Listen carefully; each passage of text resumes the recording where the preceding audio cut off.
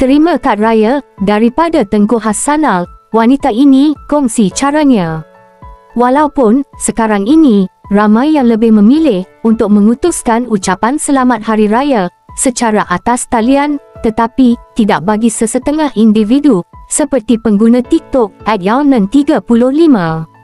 Bagi @Yaunan35, wanita ini lebih suka mengirim kad raya yang menjadi tradisi orang lama kepada beberapa individu, terutamanya raja-raja Melayu, kerabat diraja dan orang kenamaan, termasuklah ke bawah Duli Paduka Mulia Tengku Mahkota Pahang, Tengku Hassanal Ibrahim Alam Shah, Al-Sultan Abdullah Riayatuddin Al-Mustafa Billah Shah.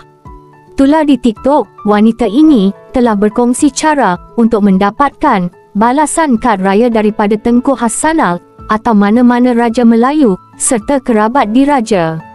Menjengah ke ruangan komen, @Yaunan35 mengatakan dia telah menghantar kad raya ke alamat istana, iaitu Istana Abu Bakar, yang merupakan kediaman rasmi Sultan Pahang yang terletak di Pekan, Pahang.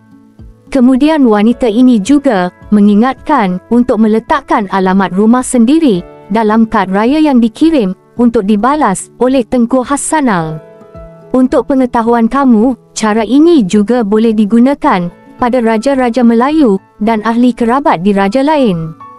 Apa yang kamu perlu buat adalah mencari alamat surat menyurat istana di internet.